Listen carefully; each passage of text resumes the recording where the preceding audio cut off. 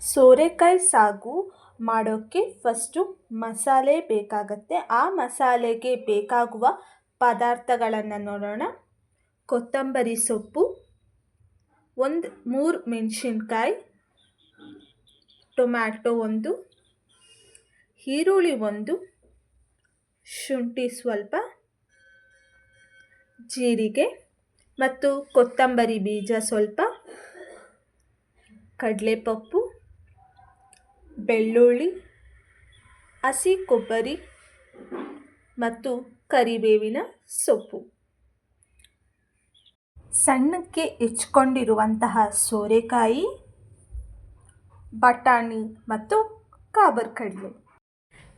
ಮಸಾಲೆಗೆ ತೋರಿಸಿರುವಂತಹ ಮಸಾಲೆ ಐಟಮ್ಸ್ನ ಮಿಕ್ಸಿಗೆ ಟ್ರಾನ್ಸ್ಫರ್ ಮಾಡಿಕೊಂಡು ಈ ರೀತಿ ನಾವು ಗ್ರೈಂಡ್ ಮಾಡ್ಕೋಬೇಕಾಗತ್ತೆ.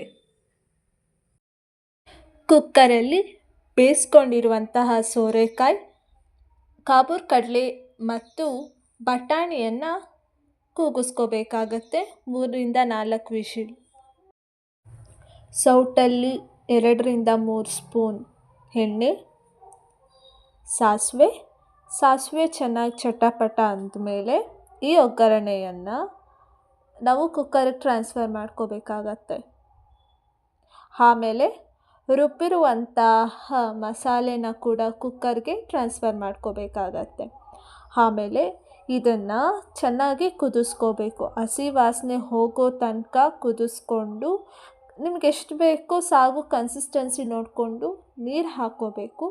ಸೊ ನೀರೆಲ್ಲ ಹಾಕ್ಕೊಂಡ್ಮೇಲೆ ರುಚಿಗೆ ತಕ್ಕಷ್ಟು ಉಪ್ಪು ಹಾಕ್ಕೊಂಡ್ರೆ ಸೋರೆಕಾಯಿ ಸಾಗು ರೆಡಿ ಆಗತ್ತೆ. ಇದನ್ನು ಚಪಾತಿಯೊಂದಿಗೆ, ಪೂರಿಯೊಂದಿಗೆ ತಿಂದರೆ ತುಂಬಾ ಚೆನ್ನಾಗಿರುತ್ತೆ.